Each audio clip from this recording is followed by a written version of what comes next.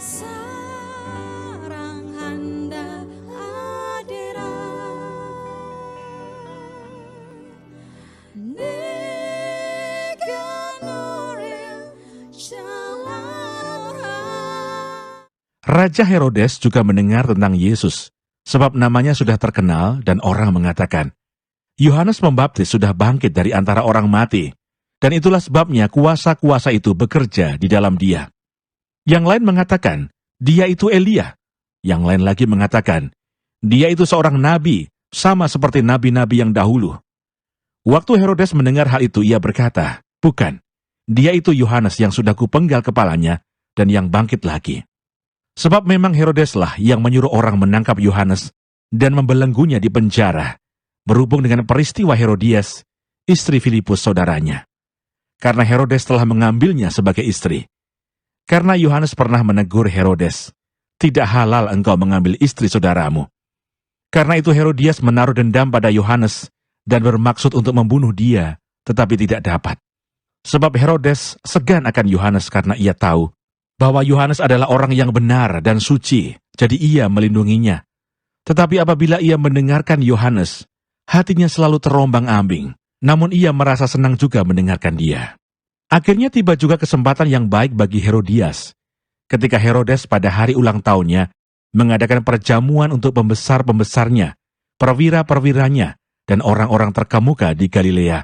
Pada waktu itu anak perempuan Herodias tampil lalu menari, dan ia menyukakan hati Herodes dan tamu-tamunya. Raja berkata kepada gadis itu, minta daripadaku apa saja yang kau ingini, maka akan kuberikan kepadamu. Lalu bersumpah kepadanya, apa saja yang kau minta, akan kuberikan kepadamu, sekalipun setengah dari kerajaanku. Anak itu pergi dan menanyakan ibunya, apa yang harus kuminta? Jawabnya, kepala Yohanes Pembaptis. Maka cepat-cepat ia pergi kepada raja dan meminta, aku mau, supaya sekarang juga engkau berikan kepadaku kepala Yohanes Pembaptis di sebuah talam. Lalu sangat sedihlah hati raja, tetapi karena sumpahnya dan karena tamu-tamunya, ia tidak mau menolaknya. Raja segera menyuruh seorang pengawal dengan perintah, supaya mengambil kepala Yohanes. Orang itu pergi dan memenggal kepala Yohanes di penjara. Ia membawa kepala itu di sebuah talam, dan memberikannya kepada gadis itu, dan gadis itu memberikannya pula kepada ibunya. Ketika murid-murid Yohanes mendengar hal itu, mereka datang dan mengambil mayatnya, lalu membaringkannya dalam kuburan. Shalom, selamat hari Minggu, Bapak Ibu, saudara-saudari, teman-teman yang dikasihi Tuhan. Bagaimana kabarnya hari ini? Sebelum kita mulai dengan firman Tuhan, mari kita berdoa. Bapa di surga, terima kasih untuk hari ini kami bisa kembali datang kepadamu, mau mendengarkan firman Tuhan. Terimalah semua pujian dan sembah yang telah kami naikkan kepadamu, dan biarlah hari ini ketika kami merenungkan firman Tuhan, Roh Kudus menolong kami, memberikan kekuatan kepada kami untuk bisa memahami kehendak-Mu dalam hidup kami, dan Roh Kudus menolong kami, memberikan kekuatan kepada kami untuk bisa melakukannya dalam hidup kami. Terima kasih Tuhan, dalam nama Yesus, haleluya, amin.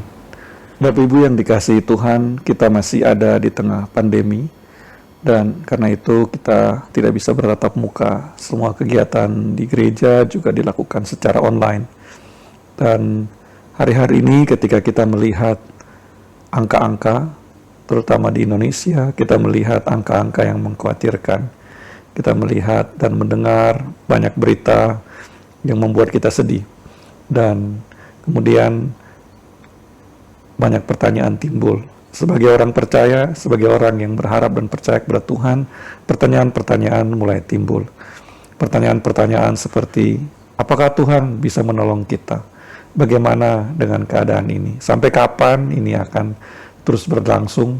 Dan Tuhan ada di mana? Apakah Tuhan sanggup menolong kita?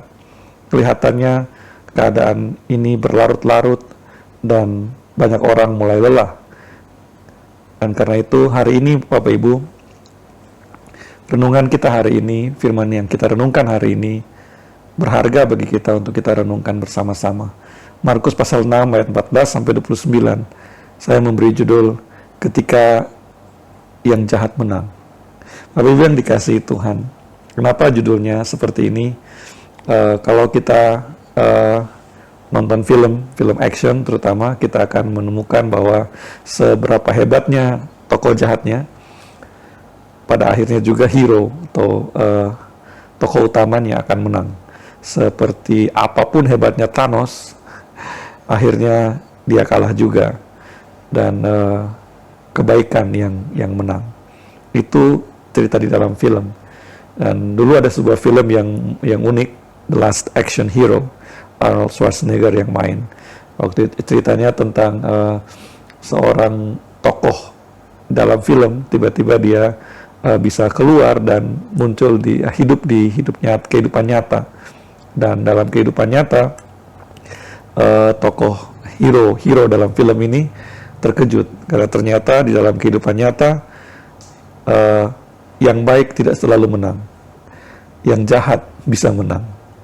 Bapak Ibu yang dikasihi Tuhan, Markus pasal 6 ayat 14 sampai 29 yang tadi kita sudah baca adalah cerita yang mengerikan. Cerita Yohanes Pembaptis dibunuh oleh Herodes. Ini cerita yang sungguh mengerikan dan horor sebenarnya.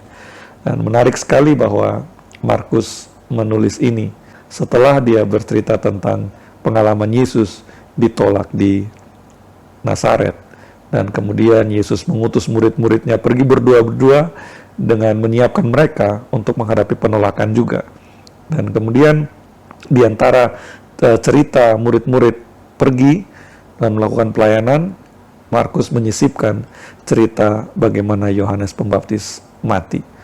Yohanes Pembaptis adalah seorang tokoh yang menarik sekali. Di dalam Injil kita bisa membaca siapa Yohanes Pembaptis. Yohanes Pembaptis dilahirkan di masa tua kedua orang tuanya. Zakaria, ayahnya seorang imam di Yudea, dan ibunya bernama Elisabeth. Suatu hari, malaikat Gabriel mendatangi Zakaria dan mengatakan, "Jangan takut, karena Tuhan telah mendengarkan doamu. Elisabeth akan melahirkan seorang anak laki-laki dan kamu akan menamai dia Yohanes. Yohanes akan membawa sukacita dan kegembiraan, dan banyak yang akan bersukacita karena kelahirannya, dan dia akan menjadi besar di mata Tuhan." Kira-kira seperti itu Gabriel menyampaikan pesan kepada Zakaria. Dan lahirlah Yohanes Pembaptis. Dan ketika dia bertumbuh besar, Yohanes mendapat namanya sebagai Yohanes Pembaptis. Kenapa? Karena dia tidak memilih jalan hidup seperti bapaknya. Dia tidak menjadi seorang imam, tapi dia tinggal di padang belantara, memakai jubah dari bulu unta dan makan belalang dan madu hutan. Dia tidak mencukur rambutnya dan jenggotnya, dan dia berseru meneriakan pesan pertobatan. Yohanes menjadi suara yang berseru-seru di padang belantara, menggenapi nubuatan Nabi Yesaya. Persiapkanlah jalan bagi Tuhan. Dan kita bisa melihat bagaimana pelayanan Yohanes begitu luar biasa. Banyak orang datang kepada Yohanes dan bertobat oleh pelayanan Yohanes, dan mereka memberi diri mereka untuk dibaptis, sehingga Yohanes kemudian disebut Yohanes Pembaptis. Dan luar biasa pelayanan Yohanes kalau kita membaca bagaimana Yohanes menyerukan pertobatan dengan tidak takut.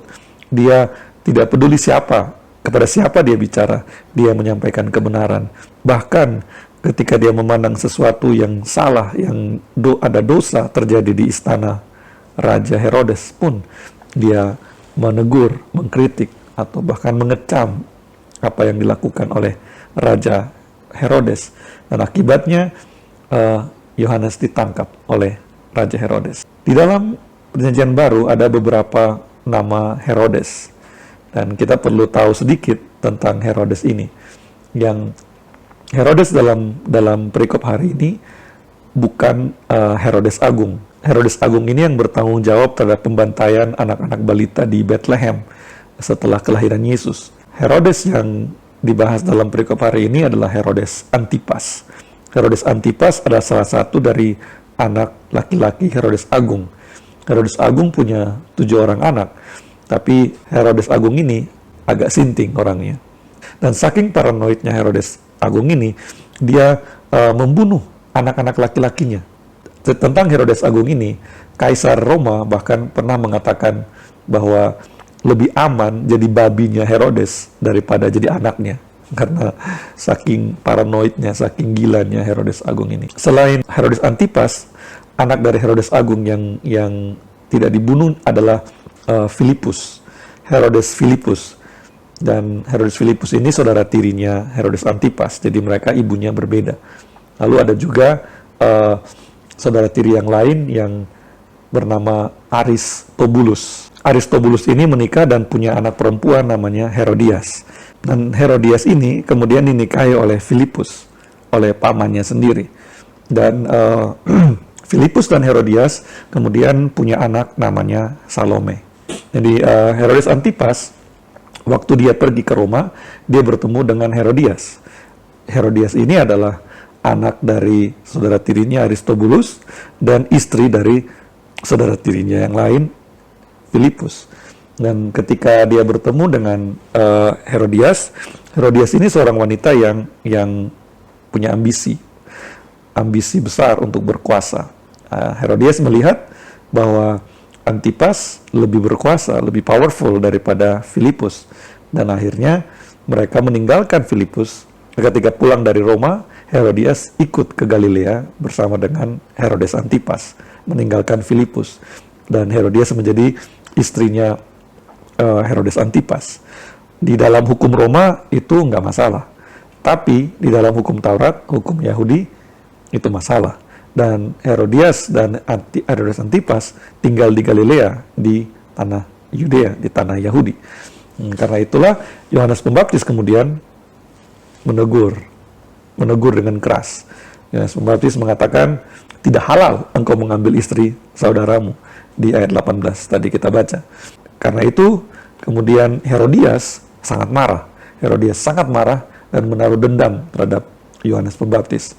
Tetapi Raja Herodes Antipas, dia yang mengejutkannya, Herodes Antipas mengikuti keinginan Herodias yang marah dan menangkap Yohanes Pembaptis. Tapi Herodes Antipas tidak membunuh Yohanes Pembaptis. Bahkan dikatakan oleh seorang sejarawan bahwa Herodes Antipas menempatkan Yohanes Pembaptis di penjara di Berea, di sebelah selatan Berea, untuk melindungi Yohanes Pembaptis dari kemarahan Herodias.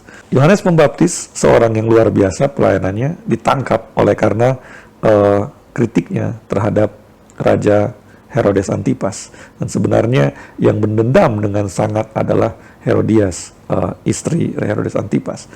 Dan ketika Yohanes Pembaptis ditangkap, pelayanan Yesus mulai berkembang.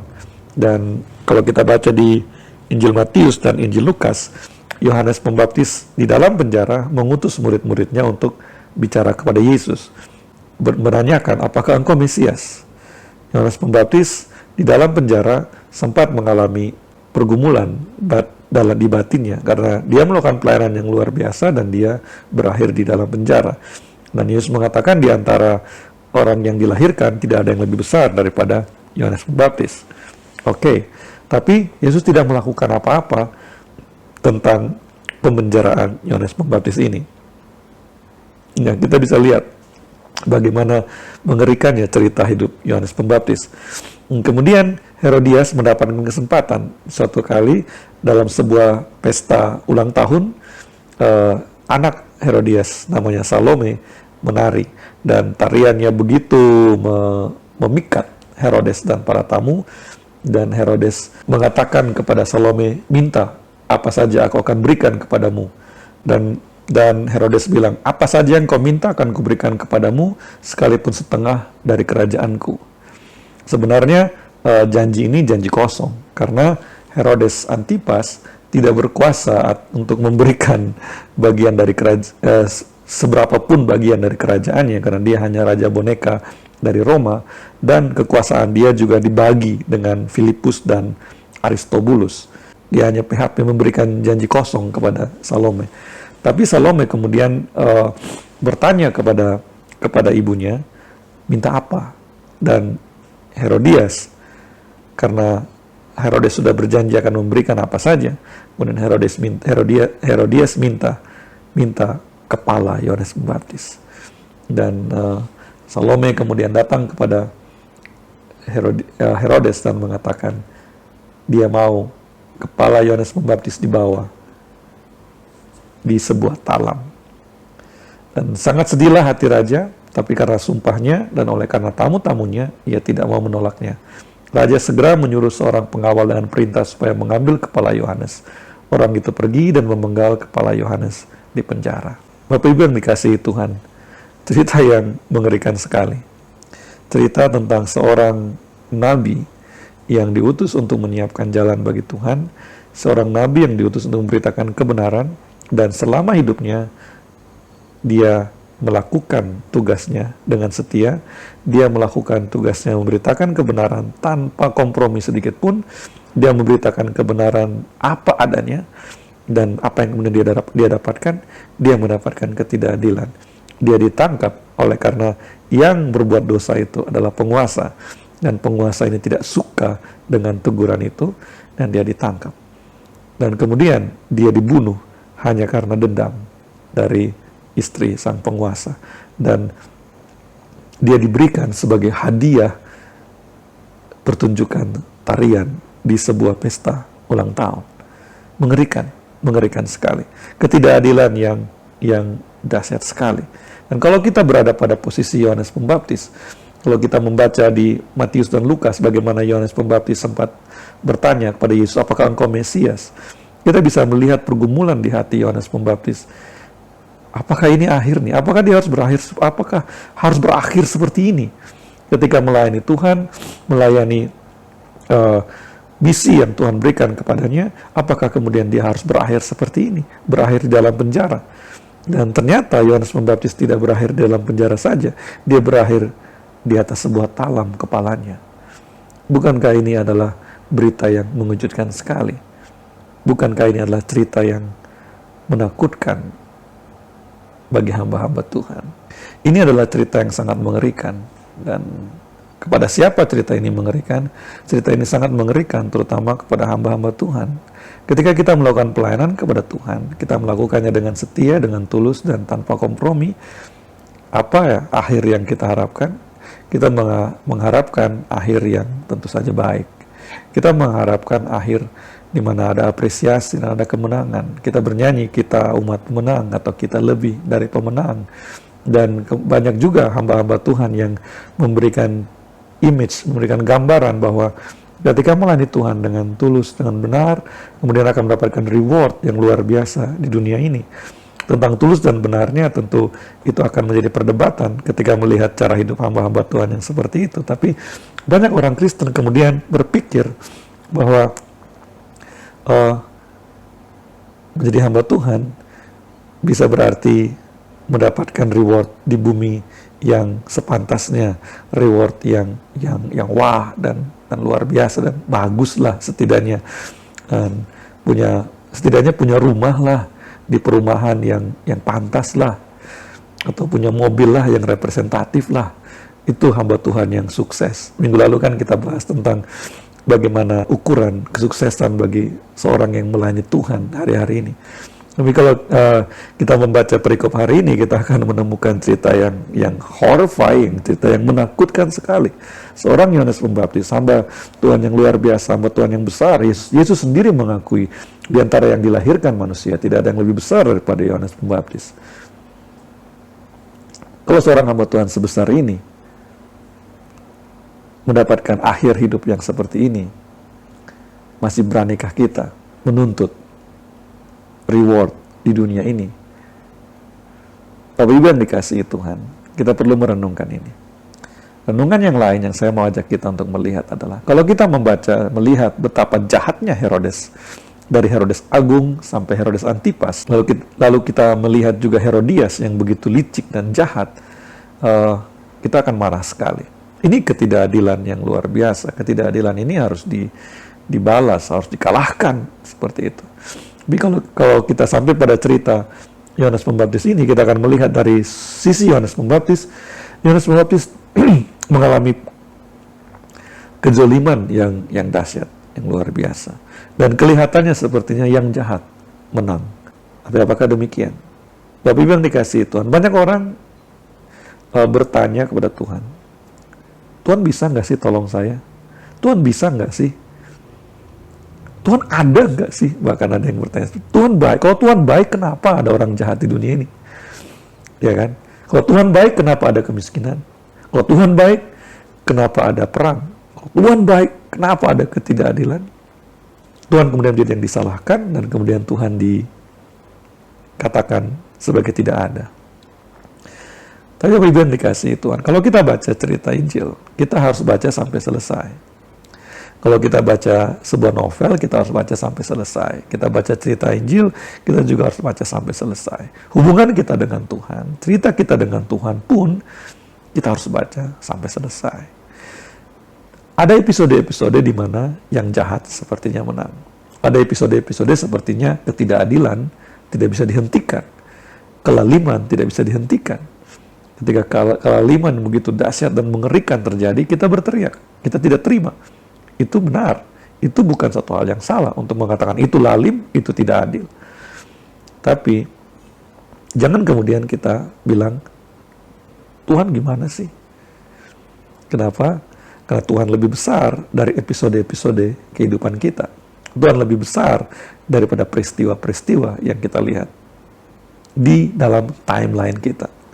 Manusia punya timeline. Dan dalam timeline kita bisa melihat ketidakadilan-ketidakadilan terjadi. Dan Herodes, yang menarik dari Herodes Antipas ini, sebelum Herodes Antipas menikahi Herodias, dia menikah dengan putri dari Raja Aretas di Nabatea. Dan karena dia mau menikahi Herodias, dia menceraikan istrinya ini. Dan akibatnya Raja Aretas merasa dihina, dan Raja Aretas memerangi Herodes Antipas, dan Herodes Antipas kalah. Karena Herodes Antipas kalah, kemudian Roma menjadi tidak suka dengan Herodes Antipas, dan akibatnya Herodes Antipas dibuang ke Gaul. Dan banyak orang Kristen melihat itu sebagai cara Tuhan membalaskan kelaliman Herodes Antipas terhadap Yohanes Pembaptis. Ketika kita menjalani hidup kita bisa melihat kejahatan terjadi. Kita bisa melihat kecurangan dilakukan orang kepada kita. Kelaliman dilakukan orang kepada kita. Kita diperlakukan dengan tidak adil. Dan kita nggak bisa balas. Itu bisa terjadi. Di dalam skala mikro, dalam sebagai persoalan keluarga, bisa terjadi. Dalam skala yang lebih besar, di dalam masyarakat, kita bisa melihat ketidakadilan seperti itu juga terjadi.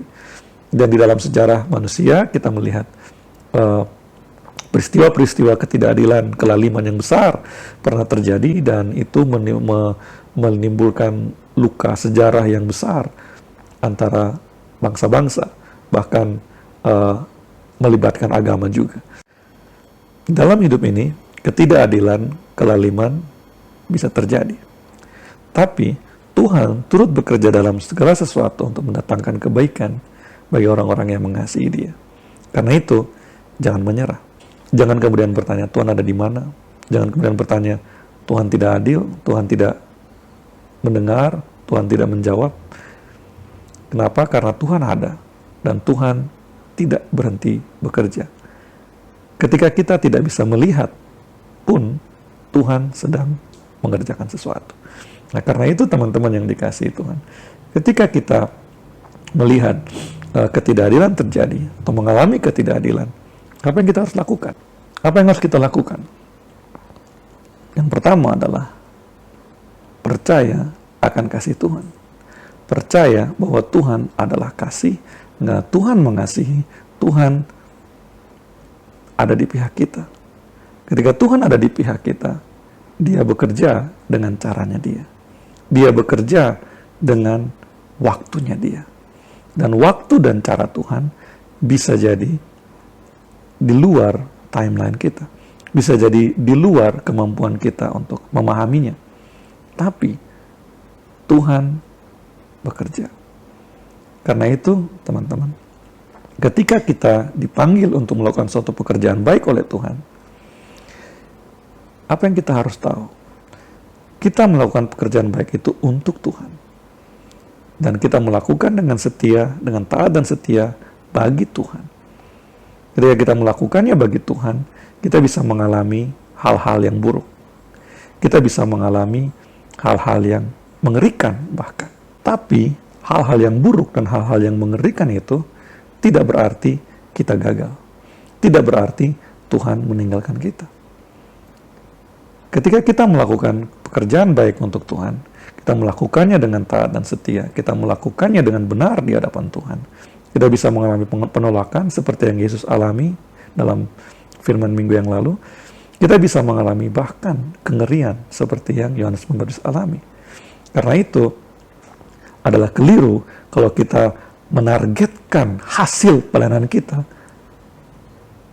dengan upah, reward, materi di dunia ini. Itu keliru sekali. Kenapa? Karena kita bukan dipanggil untuk itu. Kita dipanggil untuk melakukan pekerjaan baik untuk kemuliaan Bapa. Dan reward kita akan dapatkan dari Tuhan. Dan satu reward yang sudah pasti kita dapatkan adalah kemuliaan kekal dalam kerajaan Bapa di surga. Itu tidak bisa dibandingkan dengan apapun materi di dunia ini. Dan ketika kita menjalani hidup kita dengan melakukan pekerjaan baik di dunia ini, apapun yang datang dalam hidup kita, apapun yang dibawa oleh hidup ini kepada kita, jangan takut, jangan khawatir, karena Tuhan tidak pernah meninggalkan kita.